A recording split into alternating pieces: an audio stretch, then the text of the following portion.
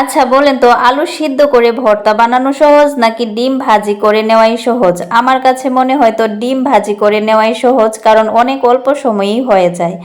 একটা সময় ছিল মানে প্রতিদিন খাবারের তালিকায় থাকতো সকালবেলায় আলু সিদ্ধ আর ডাল, আর আজকে আমি সেটাই করেছিলাম। আর ওই দিনগুলির কথাই খুব মনে পড়তেছিল। আমরা সব বান্ধবীরা মিলে কিন্তু বাসা ভাড়া করে থাকতাম যখন ইন্টারমিডিয়েটে পড়াশোনা করেছি। আর তখন নিজেরাই রান্না করে খাওয়া হতো আর কি। তো আমরা তখন ভাবতাম যে যেটা সহজ সেটাই করা হবে। তো সকালের জন্য বেশিরভাগ টাইমে আলু সিদ্ধ ডাল করা হতো, ডিম ভাজি করা হতো, মানে যখন যেটা প্রয়োজন।